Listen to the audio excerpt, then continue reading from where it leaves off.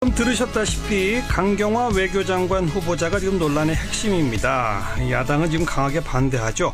그런데 여성단체연합 등의 여성단체, 또 위안부 할머님들 이런 분들은 지지 선언을 하고 있는데요.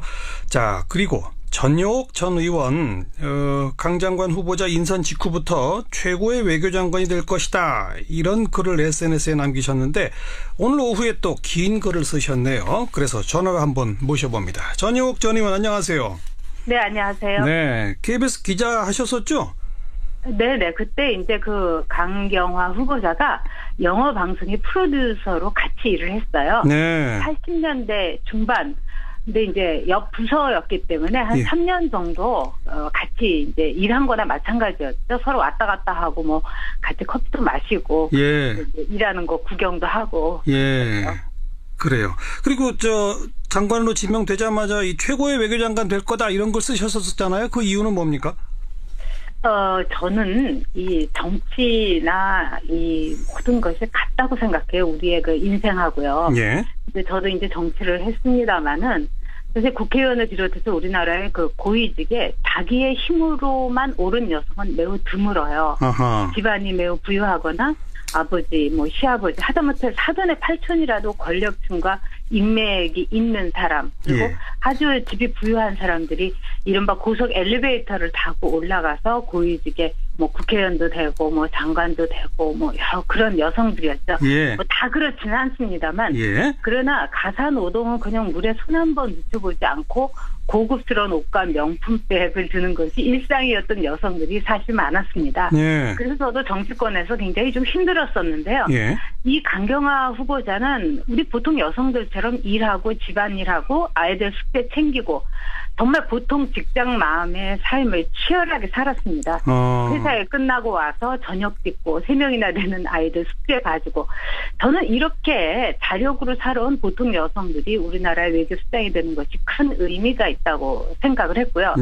또 하나는 일을 아주 잘하는 사람입니다. 품성이 큰 조직을 이끌기에 매우 담대하고 겸손하면서도 성실하고요. 그리고 저는 비외무고시 출신이라는 것, 외교부에서 10년, 그렇지만 더 많은 시간을 유엔이나 세계 곳곳에서 가장 높고 권력이 큰 사람부터 그 소속조차도 불안한 난민까지 또 많은 사람들과 높고 낮은 두루 경험을 한 여성이라서 외교부 장관으로서 저는 매우 적절하다, 이렇게 봅니다. 네, 고속 엘리베이터 탄 신데렐라가 아니기 때문에 최고가 될 거다, 이 말이군요. 그렇게 살아왔으니까 이미 검증된 거 아니겠습니까? 그런데 청문회에서는 뭐 위장전입, 투기, 탈세 여러 가지 의혹들이 불거졌고 그중에 한두 가지는 본인도 인정하고 사과했습니다. 그 대목은 어떻게 보세요? 이 위장전입이라는 거는 사실 그 옛날에 아마 거기에 대해서 범죄의식을 갖고 위장전입을 했던 우리나라 사람들은 없을 거예요. 특히 그 30년도 더 전에 말입니다.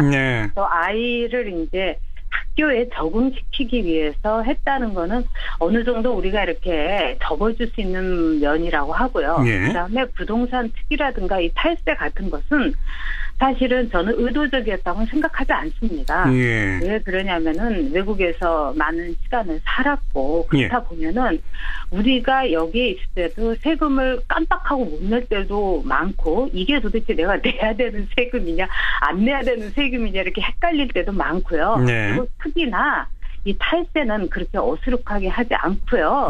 또 특히나 이런 걸 하는 분을 저도 이제 많이 좀 봤는데 전문적입니다. 그분들 이렇게 여러 가지 일하면서 할 수가 없어요. 전문적 또 의도적 투기 탈세는 볼거라고 볼 수 없다. 그리고 또 지금 논란이 되는 게 그 남편과 재산을 따로 분리해서 관리했다. 그 이유는 친정 부모님을 내가 모셔야 됐기 때문이다. 근데 우리가 다 알다시피 강경화 후보자의 아버님이 옛날에 정말 유명하셨던 강찬선 아나운서 아니십니까? 네, 저도 알고 있습니다. 그 아버님도 그렇게 유명하셨던 분이면 재산이 상당히 계셨을 텐데 그 친정 부모님 봉양하느라고 재산을 분리해서 관리했다? 이게 좀 못 믿겠다는 분들이 많은데 그건 혹시 어떻게 내막을 알고 계세요? 이렇게 묻겠습니다. 그 정현칸님 이렇게 방송도 많이 하시면은 돈 엄청 버는 줄 사람들이 알죠? 뭐 일부 그렇게 오해하는 사람도 있어요. 바로 그거예요. 방송국에 있는 사람들이 겉만 화려하지요. 월급 받는 월급장이들입니다. 예. 방송국이라는 데 있으면서 정말 곱고 어떻게 보면 옛날 아나운서들은 더 선비처럼 살다 보니까 지금처럼 뭐 아나테이너도 없던 시절이니까 예. 어떻게 보면은 속아가지고 사기당하기 딱 좋은 그런 스타일들이 많습니다. 그리고 어허. 전직 아나운서나 전직 기자들도 사기당하는 선배들 더 많이 봤어요. 예. 기자들도 그렇고. 예. 근데 그분은 뭐 이렇게 뭐 부유하게 한 분이 아니고요. 그리고 네. 아버님이 그렇게 빚을 졌다는 것도 저는 이번에 이 청문회에서 전 처음 알았습니다. 예. 근데 친정 아버지의 빚을 갚는 지금까지 짊어졌다는 게 제가 참 가슴이 아팠고, 예. 저 역시 그 맏딸로서 그 아버님이 이제 사업하시다가 이제 빚을 갚은 적이 있습니다. 아, 일단 전효옥 전 의원도 그런 경험이 있으세요? 맏딸들, 우리 대한민국에서 마지들 남녀 할 것 없이 등이 휘어지는 사람들입니다, 사실. 네, 그리고 네.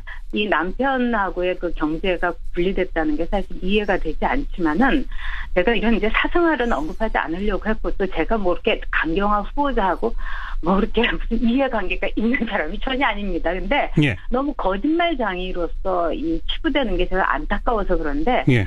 제가 이제 함께 근무했던 80년대 중반에도 이미 그렇게 했어요. 아, 독특한 부부였다고 볼 수 있는데 옆부서에 있다 보니까 식사를 하면서 이제 이런저런 사는 얘기 하잖아요. 예. 근데 저한테 그러더라고요. 자기 부부는 생활비를 정확히 반반씩 낸다. 예. 그때도 드문 일이었어요. 예. 아주. 그래서 예. 제가 그러냐고 했더니 집안의 가전제품을 사도 서로 의논해서 반반씩 지불을 한대요. 아하. 한번은 남편 되시는 분이 오디오를 아주 좋아하는데 아주 비싼 오디오는 아니지만 어쨌든 그걸 사는데 반반씩 냈다고 그러더라고요. 예, 예. 그래서 그건 남편이 좋아하는 거면 남편이 다 내야지 왜 그러냐 반반씩 내냐고 또 그랬어요. 아, 예, 예. 같이 집에서 음악은 같이 듣는데 어쩔 수 없죠 그러더라고요. 네. 그래서 제가 그때 남편이 좀 더 안정되고 수입도 많은 편이면 좀 그 수입 비율대로 생활비를 내는 것이 합리적이지 않냐. 네. 이런 제가 좀 농담까지 했는데 이제 강 후보자는 뭐 기억도 못 하겠죠. 근데 예. 그때부터 그렇게 했고 또 외국에서 생활을 하다 보니까 각각 가게를 꾸리게 되는 거죠. 그래서 네. 그 부분은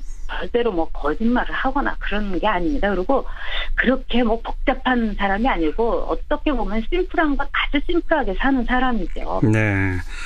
거짓말쟁이 아니다. 열심히 일하고 그리고 부모 봉양도 실제로 했고 아이들 건사하며 살아온 보통 여자다. 이 말씀. 그렇죠. 그리고 이제 뭐 물론 미국식의 사고 방식이니까 그런 거 아니냐 하겠지만 그러나 진짜 또 토종 한국인으로서 아버지 빚까지 갚았던 거죠. 미국에서는 부모가 신용불량자 돼도 모른 척하는 경우가 알겠습니다. 알겠습니다. 네. 기다려 봅시다. 여기까지 말씀드릴게요. 고맙습니다. 네. 네, 전효옥 전 의원이었습니다. 윤태곤의 뉴스 사이다. 윤태곤 실장 어서 오십시오. 네, 안녕하세요. 북한이 또 미사일 쐈어요. 맞습니다. 오늘 강원도 원산에서 이제 지대함 순항 미사일 수발을 동해상으로 발사했어요. 지대함이라는 것은 땅에서 배를 향해 쏜다는 거잖아요. 예. 말하자면 미국 항모를 겨냥할 수 있다. 그런 거죠. 예. 지난달 14일, 그리고 5월 14일에 중거리 탄도미사일 화성 12기, 그 다음에 5월 21일에 준중거리 탄도미사일 북극성 2형, 27일에 KN-6 지대공 미사일, 29일에 스커드 계열 지대함 지대지 겸용 탄도미사일. 네. 여기에 지대함 순항 미사일까지예요. 예. 한 달 동안 5개 다종의 미사일을 쏜 겁니다. 그리고 이게 지금 문재인 정부 출범 이후만 꼽은 거죠. 쭉 꼽은 거 아닙니까? 예, 이거 다 성공한 것만 꼽은 거예요. 그리고 실패한 것 말고. 자, 북한의 의도는? 뭐 저라고 알겠습니까만은 이런 것 같아요. 4월 위기설이 있었잖아요. 우리 네. 예전에 이야기 많이 했지만 근데 그때는 미국 발이었지 않습니까? 그렇죠. 뭐 미국이 이제 선제 공격할 수 있다. 뭐 요런 거. 예. 그리고 그 뒤에 이제 5월 9일 우리 대선까지 있었는데 그때는 북한이 잠잠했죠. 한동안 잠잠했죠. 네. 강약 조절 같은 거 같은데 그러니까 미국이 긴장감을 고조시키니까 자기들은 움츠리고 그럼 이쪽이 좀 풀리니까 자기들이 이제 긴장감을 올리는 거죠. 네, 네. 우리도 능력 있다. 예. 이러면서. 예. 그리고 오늘 또 북한발 뉴스가 하나 들어온 게 새 정부 출범 이후에 6.15 행사를 남북 공동으로 이번엔 좀 추진해보자. 맞아요. 분위기 바뀌었으니까 하고 있었는데 예. 여기에 대해서도 북한이 부정적 태도를 취했어요. 그랬다면서요. 예. 그 지난 5일에 6.15 공동 행사를 평양에서 개최하자는 북측의 입장을 남측 위원회가 수용을 했습니다. 원래 서울, 평양 동시에 가지고 북에서 남도 오고 남에서 북도 가고 이런 걸 제안을 했는데 북한이 그냥 평양에서 하자라고 해서 그럼 오케이 우리가 그렇게 하겠다. 그러니까 북에서 하더라도 개성을 제안했다고 알고 있는데 예. 개성이 아니라 평양을 제안한 걸 그냥 받았다는 거죠. 그렇죠. 예. 양보를 한 거죠. 네, 네. 근데 이게 북측의 초청장이나 신병보장 각서가 있어야지 그걸 가지고 우리 통일부에다 방북 신청을 하는 거거든요. 네. 북한이 이걸 안 보냈다는 거예요. 아, 남측 인사에 대한 초청장이 안 왔어요? 그렇죠. 6.15 7일 전까지 방북 승인 신청이 돼야 되는데 6.15 7일 전이면 오늘이 8일이지 않습니까? 그러네요. 오늘 안 온 거죠. 그러면 일단 무산된 거겠군요. 그러니까 이게 밤까지 통일부에서는 기다려봐야겠지만. 뭐 이게 규정으로 7일이지만은 뭐 며칠 전에 와도 해줄 수 있다라는 분위기인데 네. 봐야 아는 건데 이 북한의 입장은 뭐냐면은 네. 우리 정부가 이제 6.15 공동행사를 순수한 사회문화교류 차원이다 이렇게 규정을 해가지고 좀 허가를 해줬어요. 네. 왜냐하면 이거는 사실 국제적 시각도 있지 않습니까? 지금 대북 제재 국면이잖아요. 네네. 그러니까 여기에서 이제 인도적인 차원, 순수한 이제 문화적인 차원은 조금 풀겠다라는 게 미국 쪽에도 뭐 양해를 구했고 예, 이런 예. 측면에서 한 건데 예. 북한 입장에서는 왜 그 전제 조건을 달고 하냐? 하하. 예. 한국 정부의 입장에 본질적 변화가 없으면은 이게 잘 안 돼도 책임은 다 한국 정부다. 네. 이런 겁니다. 네. 우리는 북핵에 대한 국제적 제재에 대해서 동참하는 거지 않습니까? 동참해야죠. 그렇죠. 그런데 좀 유연하게 하겠다. 그래서 네. 이제 민간 교류에서부터 뭔가 좀 온기를 불어넣고 맞아요. 조금씩 하겠다라는 거였는데 북한은 그게 뭐가 중요하냐. 그렇죠. 순수, 사회, 문화 뭐 그런 거 이상의 것. 즉 북한이 요구하는 건 대북 제재에 대한 입장 변화이겠죠. 네. 이 6.15 행사뿐 아니라 다른 민간 접촉도 지금 북한이 거부하고 그러고 네. 있는 상태 아닙니까? 게다가 오늘 또 미사일 쐈고. 그러니까요. 북한이 예를 들어서 뭐 다른 걸 좀 유화적으로 하면서 이런 이야기를 한다면은 우리도 뭐 명분이 서겠는데 한쪽으로는 미사일 쏘고 한쪽으로는 뭐 이 제재 풀라. 네. 이건 도저히 받아들이기 어려운 거 아니겠습니까? 문재인 대통령 오늘 그래서 한 말씀 하셨죠? 예, NSC 회의 소집했거든요. 네. 강하게 이야기했습니다. 북한이 도발로 얻을 수 있는 것은 국제적 고립과 경제적 난관이고 발전의 기회를 잃을 것이다. 우리 정부는 국가 안보와 국민 안위에 대해 한 발짝도 물러서거나 타협하지 않을 것을 천명한다. 네. 뭐 요 워딩만 보면은 이명박 박근혜 전 대통령은 별로 다르지 않아요. 북한이 뭐 쏘았을 때 그렇죠. 이런 식의 항상 메시지가 나왔죠. 예, 그런데 예. 이제 문 대통령 추가 발언을 보면 뉘앙스가 약간 다른 게 있습니다. 뭐라고요? 우리 정부는 제재와 대화를 병행하여 완전한 북핵 폐기를 위해 흔들림 없이 노력할 것이다. 네. 이런 시점에서 우리에게는 북한의 도발을 억제하고 북핵 문제를 해결하는 창의적이고 근원적인 방법을 찾는 게 무엇보다 중요하다. 예. 제재와 대화를 병행이라는 문구, 그렇죠. 창의적이고 근원적인 방안을 찾는 게 중요하다는 문구. 이건 이전 정부랑 다른 거죠. 그리고 북한에 대한 시그널이겠죠. 예. 당신들이 뭔가 화답이 있어야지 우리도 풀 수 있다. 네. 이런 건데 북한은 지금은 뭐 이런 식인 거고요. 아직 우리 신호에 대해서 아무런 대답을 안 하고 그렇죠. 있는 거예요. 오히려 미사일로 화답하고 예, 있고. 문 대통령하고 새 정부는 좀 우리가 뭐 좀 변화하겠다는 시그널을 계속 보내는데 네. 별 무소용인 거예요. 하루아침에 되게 하겠습니까? 그렇죠. 앞으로를 전망해 본다면 이게 누가 알겠습니까마는 북한은 현재 우리보다는 미국을 쳐다보고 있는 게 분명한 것 같아요. 항상 그랬죠. 예, 트럼프 대통령이 또 얼마 전에 좀 북한에 대해서 유화적인 발언들을 되게 했거든요. 예, 뭐 예. 김정은 통치력은 대단하다. 뭐 이런 이야기도 하고. 그런데 또 미국의 문제가 뭐냐면은 두 가지 문제가 있습니다. 트럼프 대통령 본인이 지금 그 코미 전 FBI 국장 증언 네. 오늘 우리 시간은 밤 11시인가 나올 건데 이것 때문에 뭐 거의 탄핵 위기에 처한 국내 정치적 어려움. 그렇죠. 그리고 그 미국 입장에서 외교적으로는 지금 사우디하고 카타르 단교되면서 이란이 난리난 중동의 정세. 문제. 예. 이러면은 한반도 문제는 또 후순위가 되는 거거든요. 네. 그러면은 예측컨대 북한의 기존의 행태로 보자면은 우리를 봐달라고 하면서 또 뭔가를 이제 쏘거나 이럴 가능성이 가능성이 매우 매우 높아진다는 거죠. 그렇겠죠. 이게 참 우리 정부가 뾰족한 수를 내기가 쉽지 않은 상황이에요. 지금 네. 답답한 것은. 네. 그렇다고 이걸 뭐 문재인 정부 출범한 지 한 달 됐는데 문재인 정부 잘못해서 그랬다라고 말할 수는 없는 노릇이고요. 아니죠. 예. 근데 문 정부에서는 이걸 뭔가 풀어보려고 하고 있고 또 사드 문제도 엮여 있는 게 있고 예. 또 하나는 정부가 할 수 있는 건 해야 되는데 외교 안보라면 빨리 재정비해야 될 겁니다. 해야죠. 예. 김기정 안보실 2차장 사퇴도 있고 휘합 알겠습니다. 비서관들.